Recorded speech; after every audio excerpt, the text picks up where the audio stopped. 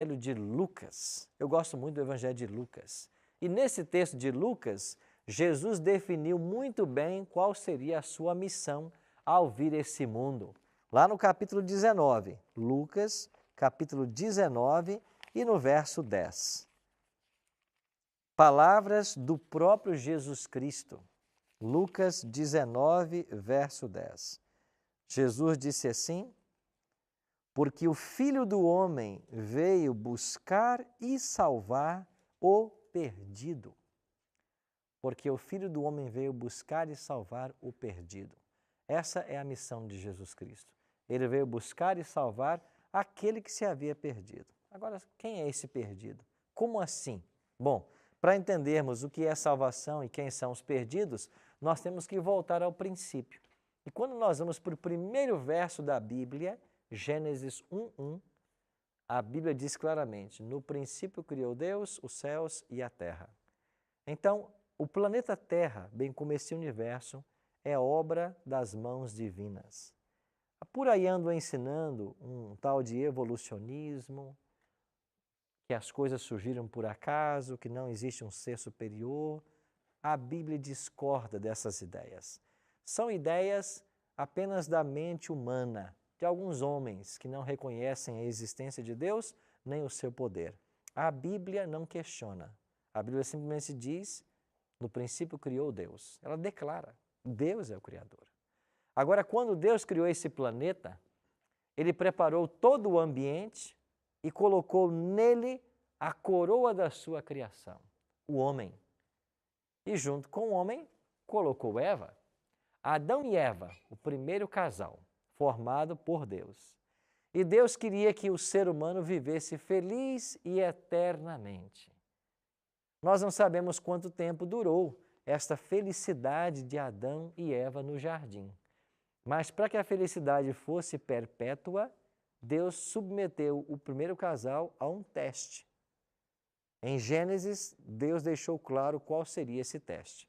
E quando nós vamos para o capítulo 3, no verso 16, Deus diz assim: e o Senhor Deus lhes deu esta ordem: de toda árvore do jardim comerás livremente, mas da árvore do conhecimento do bem e do mal não comerás, porque no dia em que dela comeres, certamente morrerás.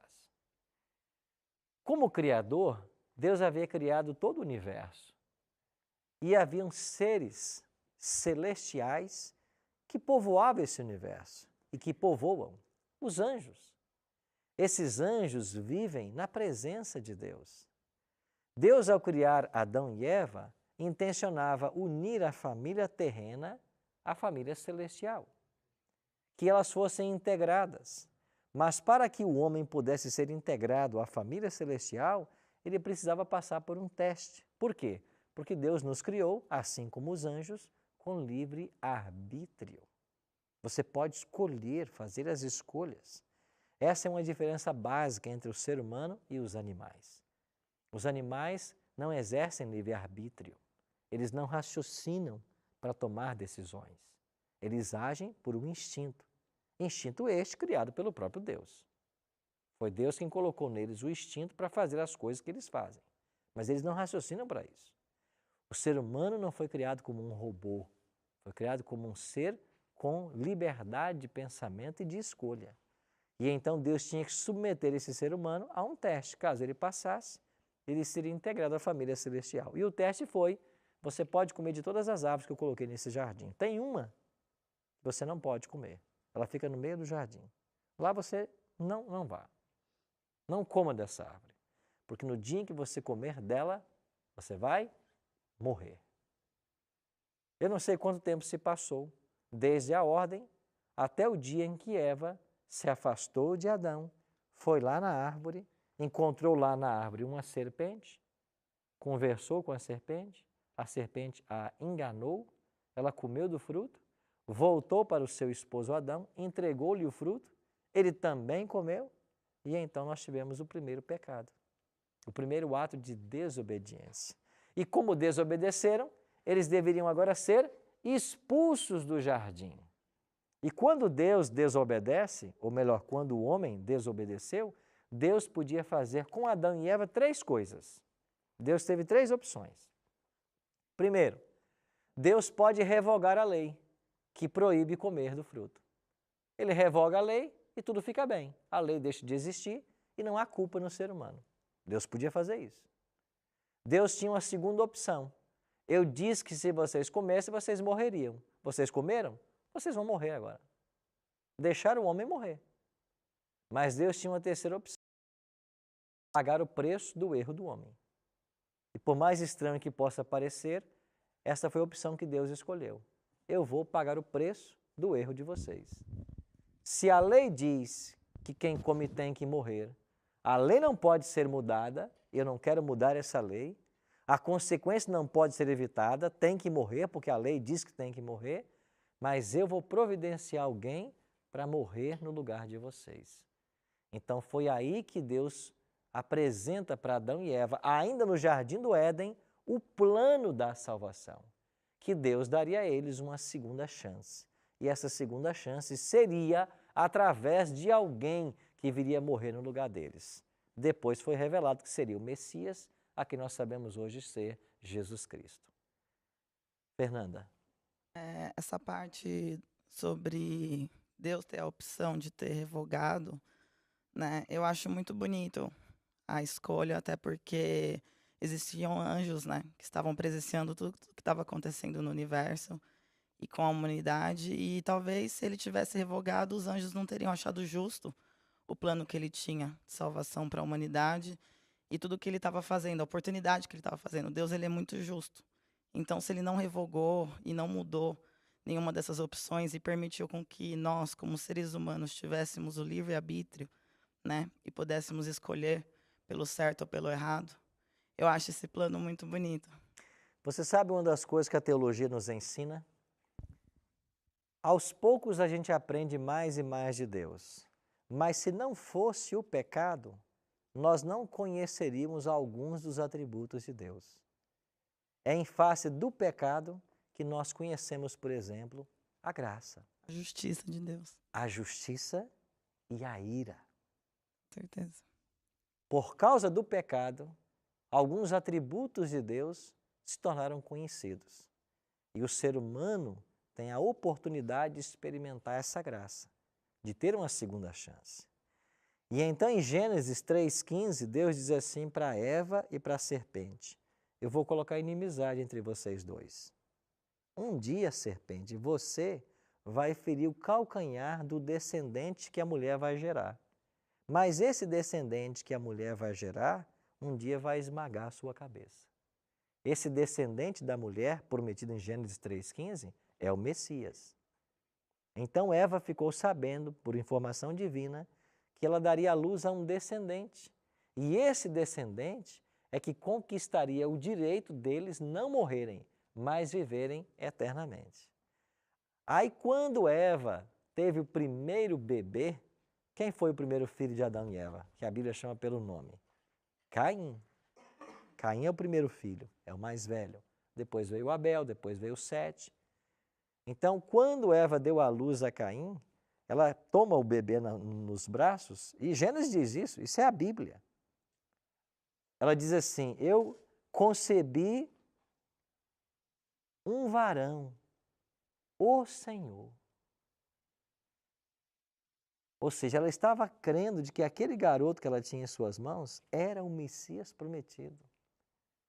Eu recebi do Senhor um varão, esse é o libertador. Ele é que vai nos salvar dos nossos pecados. Mas, infelizmente, não era ainda Caim, né? Caim depois matou Abel, tudo mais. Mas da linhagem de Eva é que viria o descendente. E até que chegou o momento em que Cristo nasceu. Gabriel. Podemos concordar que a serpente estava ali no meio de todos os animais, né? No meio do jardim do Éden. O que teria levado a serpente a falar isso com a mulher, a dar essa ideia à mulher de comer do fruto? A serpente era um animal criado por Deus. Não era como o conceito que temos hoje de um animal peçonhento, perigoso. Não, era um animal muito belo, saído perfeito das mãos de Deus. Acontece que Satanás, uma vez expulso do céu, como diz Apocalipse 12, né? Houve batalha no céu e o dragão foi expulso do céu, e o dragão é o diabo, ele e seus anjos. O diabo se aproveitou da situação e usou a serpente para falar através dela. Era o diabo falando através da serpente. Se você quer um tipo de cerimônia mediúnica, aqui está a primeira. O diabo se incorporando no animal para convencer Eva de que ela poderia comer daquele fruto. E ela vai então, o diabo com a sua astúcia, vai convencer Eva de que ela poderia comer e ser como Deus. Mas ela já era imagem e semelhança divina. Mas de fato foi o diabo usando a serpente para enganar Eva. E o diabo já tinha sido expulso do céu anterior à criação. Nós podemos ler um pouco mais sobre isso em Ezequiel, né? E também no profeta Isaías, capítulos 12 e 28. E também em Apocalipse, capítulo 12. Pois não? Pastor, Vanessa, né? sim, Vanessa. uma dúvida. Por que Deus permitiu que ela fizesse tudo isso? Porque Deus é onipotente. Eu acredito que ele já sabia o que ia acontecer, né? E por Satanás ter se aproveitado e entrado na serpente, eu não entendo. E o que falam muito é que esse fruto era uma maçã, né? Não, como o senhor mesmo falou, você falou de um fruto. O senhor não disse em nenhum momento se era maçã, né? Então, assim, isso é uma dúvida que eu tenho até hoje. A Bíblia, de fato, não menciona que fruto era. Só disse que era um fruto belo, aparentemente gostoso, né? Atraente aos olhos, era um fruto. Não disse que fruto que era. Agora, por que é que Deus permitiu que tudo isso acontecesse? Porque Deus tinha que provar esse ser humano. Era uma forma de testá-lo. Porque se Deus não tivesse dado ao homem a possibilidade da escolha, ele seria como um robô. Ele obedeceria por ser programado. E Deus não quer uma obediência forçada. Deus quer uma obediência voluntária. Deus sempre lida assim com os seres humanos, não é? De fato, Ele deu para você a vida, Ele te dá o oxigênio, Ele te dá o ar, Ele te dá o sol, Ele te dá tudo. Mas você escolhe o que fazer da vida, porque Deus te dá essa liberdade. Assim é Deus, Ele respeita você. Então, os conselhos que nós temos na palavra dele são para o nosso benefício. Mas se alguém não quer ouvir e quer persistir no caminho errado, um dia vai colher as consequências das decisões que ele vai tomando. Mas Deus é assim, Deus é amor, Deus é liberdade, Ele dá para você essa liberdade. E Ele quer que você seja uma pessoa sábia, né? Que a gente ouça os conselhos, viva de acordo com as orientações, porque se a gente andar de acordo com isso, nós vamos ser felizes e vamos ter a vida eterna de volta. Aquilo que Adão e Eva perderam no Jardim do Éden. Agora, após o pecado, como é que ficou o ser humano? Como se tornou a condição humana após o pecado? Eu queria ler 3 textos com vocês. O primeiro é Gênesis 6, verso 5. Viu o Senhor que a maldade do homem se havia multiplicado na terra e que era continuamente mal todo o desígnio do seu coração. Ora, passaram-se pouco tempo. Já no capítulo 6 de Gênesis, a gente percebe que o coração do homem estava corrompido e era continuamente mal. Ou seja, a natureza foi corrompida por causa daquele ato de desobediência. Davi diz assim: eu nasci na iniquidade e em pecado me concebeu minha mãe. O ser humano já nasce em pecado. Nós somos pecadores por nascimento, porque temos dentro de nós uma tendência para o mal.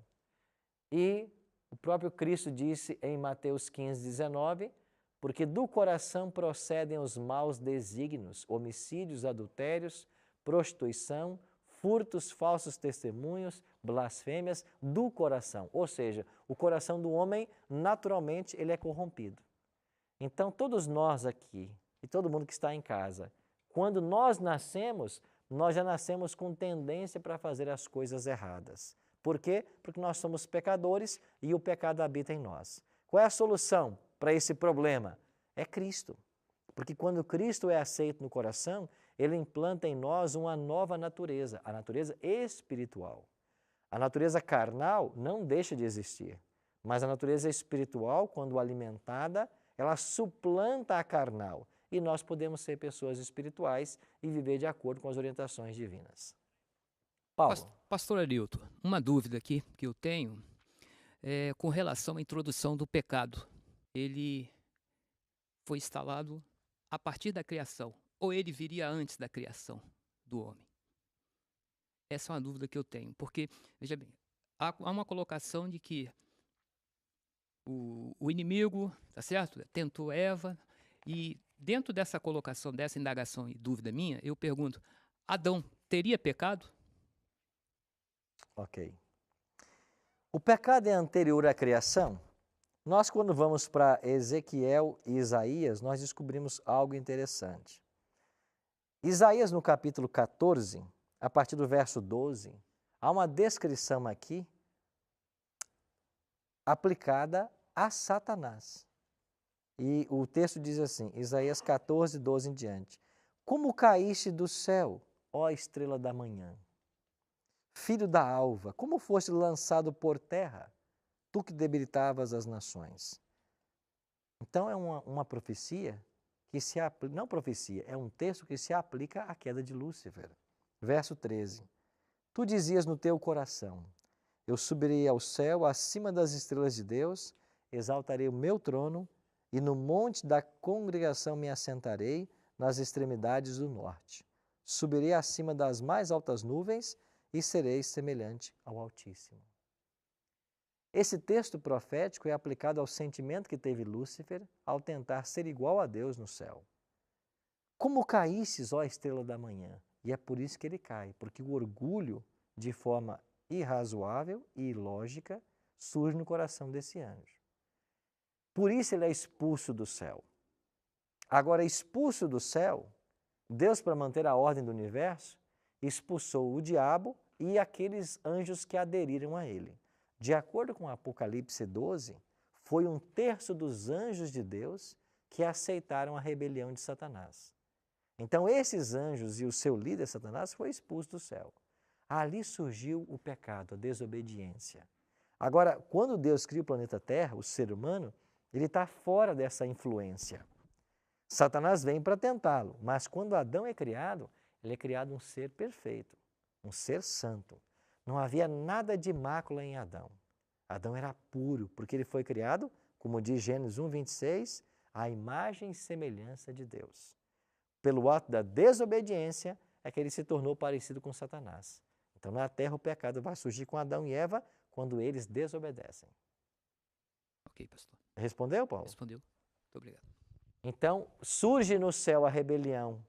O diabo é expulso, vem para a terra, convence Eva, Eva peca e Adão também, e aí então o pecado surge. Mas eles foram criados santos e perfeitos, imagem e semelhança divina. Gabriel. Eu tenho uma dúvida, por que o Lúcifer, portador da luz, e essa parte de anjo que os seguiu não foram destruídos, simplesmente? Muito boa a sua pergunta. Eu posso ilustrar a sua pergunta e responder com a seguinte ilustração. Vamos pensar que o Brasil vivesse uma ditadura. Vamos botar o Igor como ditador do Brasil. Ele é um ditador. Agora nós aqui, que somos assessores do Igor, conselheiros dele, começamos a não concordar com a ditadura dele. Aí eu digo assim, olha Igor, você não serve para ser o governante do Brasil. Você faz isso e isso de errado. Aí eu começo a dizer que o governo dele não é bom, porque ele é um ditador e ele está fazendo coisas erradas, prejudicando a nação. O Igor descobre e manda me matar. O problema resolveu? Bom, a acusação acabou. Agora todo mundo vai pensar o seguinte, o que eu falava estava certo ou errado? Nunca saberemos, porque a pessoa foi morta. Então, quando Lúcifer se rebelou, Deus poderia ter matado a ele. Mas aí ficaria a pergunta, será que aquele anjo que Deus matou estava certo? E outra, Deus é severo. Quem não concorda com ele, ele mata. Por isso ele não matou. E o que ele fez? Ele deu tempo. Tempo para que o mal se desenvolvesse. Para que ficasse provado para todo o universo a verdadeira intenção de Lúcifer. E você sabe em qual momento ficou muito claro isso? Inclusive para anjos dos céus? Em que momento ficou muito claro o caráter de Lúcifer? Na cruz. Porque quando o diabo provocou a morte de Cristo da forma como aconteceu, e o diabo fez tudo para que Jesus morresse daquela forma, ficou patente para todo o universo o verdadeiro caráter de Lúcifer e o caráter de Deus. Agora você pode escolher quem você quer seguir. Você sabe quais serão os resultados desse caminho e desse caminho. É por isso que Deus não destruiu. Eu acredito que se ele tivesse sido destruído, as pessoas poderiam até seguir a Deus por medo. Por né? medo? É. E ainda ficaria a dúvida. Aquele anjo lá no passado que falou coisas a respeito dele, eram verdades ou não? Nunca saberiam, porque ele acabou com a acusação. Nós iremos para o intervalo e quando voltarmos vamos aprender qual foi o plano que Deus estabeleceu para salvar o homem e como nós podemos ser salvos do pecado e receber a vida eterna que um dia foi prometida a Adão e Eva. Não saia daí, voltamos em alguns minutinhos.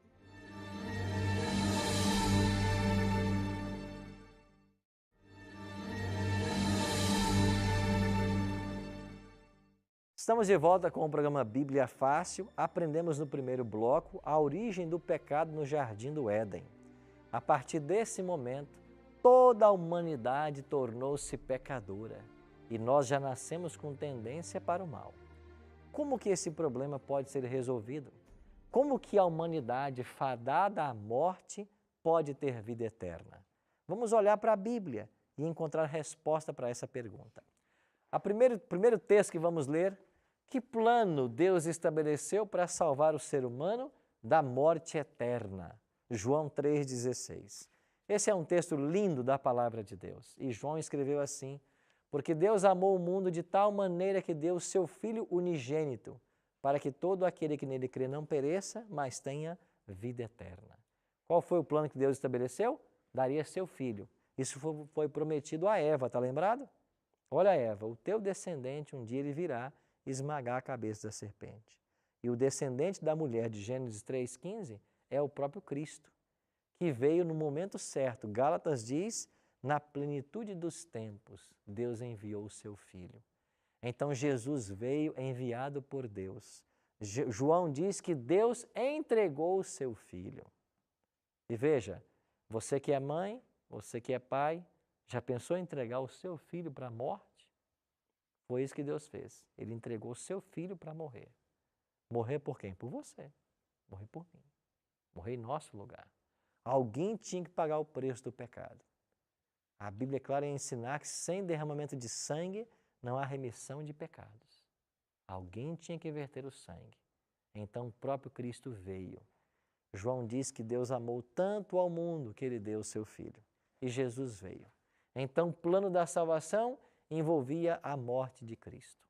Paulo, pensando em Jesus, diz assim no Romanos capítulo 5, portanto, assim como por um só homem entrou o pecado no mundo e pelo pecado a morte, assim também a morte passou a todos os homens, porque todos pecaram. Então Paulo está dizendo, por um homem entrou o pecado no mundo. Que homem é este? Quem é? Adão. Por um homem. Aí Paulo continua o raciocínio. Se pela ofensa de um e por meio de um só reinou a morte, muito mais os que recebem a abundância da graça e o dom da justiça reinarão em vida por meio de um só, a saber quem? Jesus Cristo. Então Paulo é quem trabalha em Romanos a teologia do segundo Adão. Quem é Jesus? O segundo Adão. O primeiro Adão veio e falhou. Cristo veio como o segundo Adão e não falhou. Então ele nos conquistou o direito de vida eterna. Aonde Adão falhou, Cristo não falhou. E quando você compara a experiência de Adão com Cristo, você vai perceber de fato que ela é muito similar, que ele é o segundo Adão. Qual foi a tentação que o diabo apresentou para Adão e Eva no Jardim do Éden? Que aspecto do ser humano ela envolvia? Ela envolvia o apetite. Não coma do fruto, e eles comeram do fruto. Quando o diabo se apresentou para Jesus lá no deserto, qual foi a primeira tentação de Cristo no deserto? Se tu és o Filho de Deus, transforme essa pedra em pão, coma. Você não está com fome? Do mesmo jeito que ele tentou Adão, ele começou a tentar Jesus Cristo, no pecado do apetite. E onde Adão falhou, Cristo venceu. Cristo não se submeteu à orientação de Satanás. Ele antes disse, nem só de pão viverá o homem, mas de toda palavra que procede da boca de Deus. O que Jesus fez por nós, então, ao vir morrer na cruz do Calvário? 1 João diz assim como o Pai me conhece a mim, eu conheço o Pai e dou a minha vida pelas ovelhas. Ele veio fazer o quê? Veio dar a vida. E um outro texto de Pedro, carregando ele mesmo em seu corpo sobre o madeiro, os nossos pecados, para que nós, mortos para os pecados, vivamos para a justiça. Por suas chagas fostes sarados. Tanto Paulo quanto Pedro estão reconhecendo no evento da cruz um evento substitutivo. Ele, na cruz, carregou os nossos pecados. É um evento de substituição. E Pedro, aqui no final do verso, está dizendo, por suas chagas fostes sarados. Pedro está citando aqui o Antigo Testamento, página 498 da Bíblia que estamos usando aqui no estúdio. Página 498, Isaías capítulo 53. Você em casa pode nos acompanhar também na leitura desse capítulo maravilhoso do profeta Isaías. É um capítulo messiânico. Isaías foi escrito 700 anos antes da vinda de Jesus, do nascimento dele. E Isaías profetizou detalhes a respeito do sacrifício e da morte dele. E aqui no capítulo 53, ele diz assim, no versículo 3, era desprezado e o mais rejeitado entre os homens, homem de dores e que sabe o que é padecer.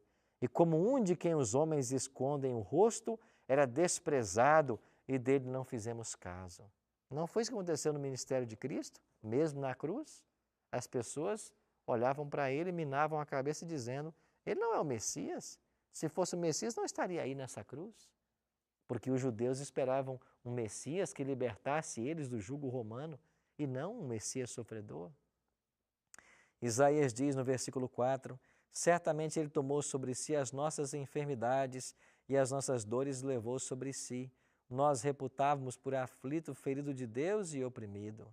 Mas ele foi traspassado pelas nossas transgressões e moído pelas nossas iniquidades. O castigo que nos traz a paz estava sobre ele e pelas suas pisaduras fostes sarados. Agora vem Pedro e diz o seguinte, pelas suas chagas fostes sarados. Pedro está citando Isaías, está relembrando o Isaías 53. E se você continuar lendo esse capítulo maravilhoso, olha o versículo 6. Todos nós andávamos desgarrados como ovelhas, cada um se desviava pelo caminho, mas o Senhor fez cair sobre ele a iniquidade de todos nós. Versículo 7. Ele foi oprimido e humilhado, mas não abriu a sua boca. Como um cordeiro foi levado ao matador e como ovelha muda perante os seus tosqueadores, ele não abriu a boca. Não foi isso que Jesus fez por nós? Foi levado como um cordeiro à cruz e lá foi morto, sem reclamar, sem abrir a sua boca. E tudo isso que Jesus suportou na cruz, ele o fez, sabe por quê? Por amor a todos nós.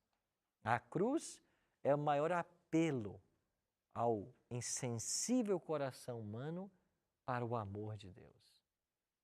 E é interessante como nós temos, mesmo diante da cruz e de tão grande amor, nós temos ainda pessoas insensíveis. É impossível conhecer a história do Calvário e não se apaixonar por ele. É impossível. Cristo não precisava ter passado por nada disso, mas ele passou. Sabe por quê? Por sua causa e por minha causa. Aqui em Isaías diz isso. Você quer ver uma coisa? Olhe no capítulo 53, onde estamos lendo, para o versículo 11. Isaías 53, 11. ele verá o fruto do penoso trabalho de sua alma e ficará o quê? Satisfeito. Sabe o que esse verso quer dizer? Que Cristo, antes mesmo de ter vindo à terra, ele, como é onisciente, ele viu o fruto do seu penoso trabalho. Que fruto é esse? As pessoas que aceitaram o seu sacrifício. Ele viu essas pessoas e ele ficou satisfeito. Ele viu que muitos rejeitariam, porque ele é quem inspirou as pessoas a escreverem a Bíblia. E se você for para o capítulo 21 de Apocalipse, eu convido você para ir lá, o último capítulo da Bíblia, o último livro, da Bíblia, e no penúltimo capítulo, Apocalipse capítulo 20, versículo 8. Olha o que diz: e sairá a seduzir as nações que há nos 4 cantos da terra, Gog e Magog, a fim de reuni-los para a peleja, e o número destes é como a areia do mar. Sabe quem são esses? Os perdidos. O número deles é como a areia do mar. Cristo, conhecendo que os perdidos seriam tão numerosos como a areia dos mares, mas também conhecendo quantos se salvariam, diz o profeta Isaías que ele olhou e ele ficou satisfeito. Então, todo o sacrifício que Jesus fez para nos salvar foi por amor a todos nós. O plano da salvação não tinha outro caminho senão que o Filho de Deus se oferecesse. E ele se ofereceu para nós. Agora, qual é o caminho que Deus tem para que eu viva eternamente? É aceitar esse sacrifício. Porque não existe outro nome, diz o livro de Atos, dado entre os homens pelo qual importa que nós sejamos salvos. Só há salvação através de Jesus Cristo. Ninguém poderá ser salvo senão através de Jesus Cristo. Na prática, como funciona a salvação? Eu entendo o que Ele fez por mim e eu abro meu coração e o aceito como Salvador e Senhor. Quando eu faço isso, a justiça que Ele conquistou por sua vida santa me é imputada e os meus pecados são perdoados. Então, aceitar a Cristo é obter o perdão dos pecados e o poder para andar na sua presença através de uma vida santa. Mas o plano da salvação passa pelo grande sacrifício de Jesus Cristo. Aí Paulo apresenta um novo elemento. A nossa salvação depende das nossas obras? Essa é uma outra questão muito debatida no mundo religioso. Muitos estão ensinando a praticarmos coisas para então sermos salvos. Isso é verdade? Vamos olhar para 2 textos de Paulo. Primeiro, Efésios capítulo 2, versículos 8 e 9. Paulo escreveu assim: porque pela graça sois salvos mediante a fé. Isto não vem de vós, é um dom de Deus, não de obras, para que ninguém se glorie. Então, a salvação não é pelas obras. Não adianta quanta boa obra você faça, isso nunca vai dar a você o direito de salvação, porque salvação não é pelas obras. É um erro que se ensina para as pessoas que elas devem praticar as coisas para então serem salvas. Não. Salvação é pela graça, diz Paulo. Se nós formos para um outro texto de Paulo, Gálatas, ele vai dizer: sabendo contudo que o homem não é justificado por obras da lei, e sim mediante a fé em Jesus Cristo, também temos crido em Jesus Cristo para que fôssemos justificados pela fé em Cristo Jesus, não por obras da lei, pois por obras da lei ninguém será justificado. Então, Paulo introduz o conceito de justificação. Nós, quando estudarmos mais à frente, na semana que vem, o tema da santificação, nós vamos abordar 3 conceitos de Paulo. O conceito de justificação, santificação e glorificação. O que é justificação? É quando Deus pega a sua vida pecaminosa e substitui pela vida santa de Jesus. Os seus pecados são perdoados e você que merecia a morte passa a ter agora direito à vida eterna. Gabriel? Imagine uma pessoa que é da igreja, segue os mandamentos, e essa pessoa repetidamente pratica um pecado ali que todos estão sujeitos, e depois disso a pessoa é atropelada e morre. Como fica essa pessoa? Nós não seremos salvos ou nos perderemos por pecados isolados, mas sim por um rumo que se estava dando na vida. Não é um pecado isolado que vai tirar ninguém do céu, nem uma obediência involuntária, uma obediência esporádica que vai colocá-lo no céu. É que se estamos num sentido crescente ou decrescente na vida espiritual. O que vai determinar a salvação de uma pessoa é se nós estamos caminhando com Cristo ao longo de nossa vida. Porque, veja, a justificação é necessária porque nós cometemos pecados mesmo depois de aceitar a Cristo e de sermos batizados. Mas quando se comete o pecado, a gente se volta para Cristo, que é rico em perdoar. Não é isso que João escreveu? Lá na sua primeira carta, capítulo 2, verso 1. Filhinhos meus, essas coisas vos escrevo para que não pequeis. Se todavia alguém pecar, nós temos um advogado junto ao Pai, Jesus Cristo. Então, é esse relacionamento com Deus que vai determinar salvação ou perdição. É essa proximidade com Deus. Sim, minha amiga? Pastor, eu tenho uma dúvida. Queria saber a respeito de crianças assim que morrem, né, não teve oportunidade de crescer, de entender sobre a fé, sobre salvação. O que acontece?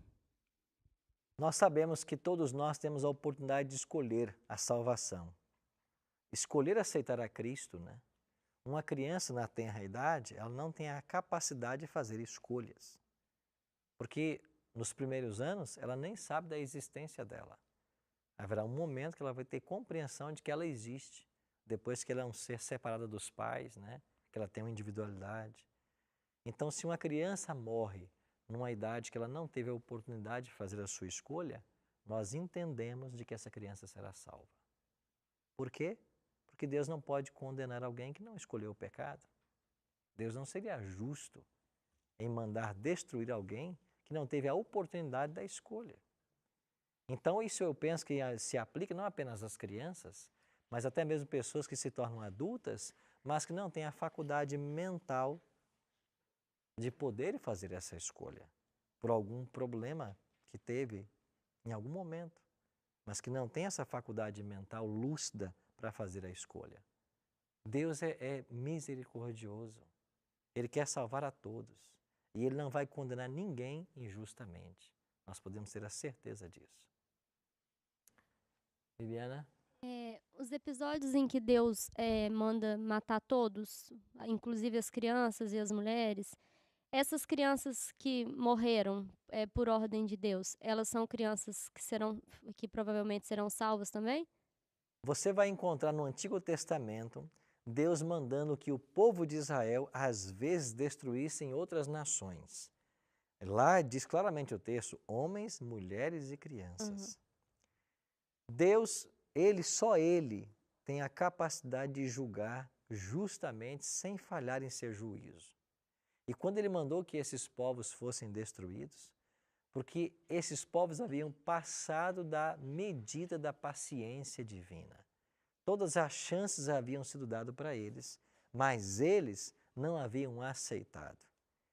Então Deus, quando sabe que mesmo essas pessoas, com toda a oportunidade que elas tiveram, e praticaram sempre o mal e legaram isso às suas descendências, Deus, só Ele pode mandar destruir essa criança. Porque Ele conhece o amanhã como o hoje. No caso, Ele conhece o amanhã da criança. E saberia que essa criança não se afastaria dos caminhos que os pais estavam trilhando. Então, acontece a mesma coisa com as crianças hoje? Eu acho que, tipo assim, uma criança que morre hoje, como Deus conhece as escolhas futuras dela, elas poderiam não ser, tipo assim, não serem salvas, porque se elas chegassem à vida adulta, as escolhas seriam erradas? Deus usou uma expressão no Antigo Testamento chamada herem, né? Quando Deus diz assim, herem, que era para destruir tudo.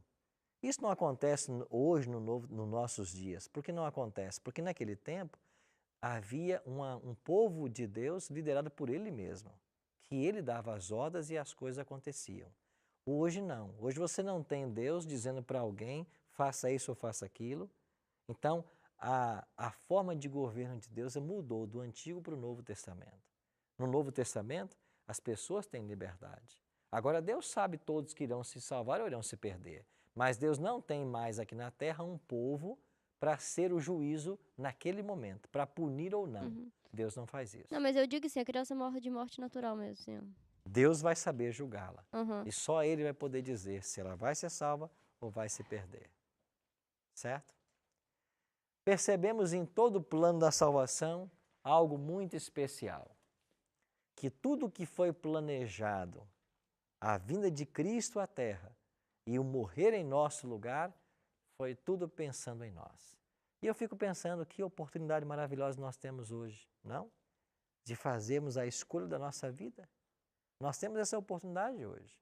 E todo aquele que abre o seu coração à influência de Cristo e toma a sua decisão, ele vai ter vida eterna.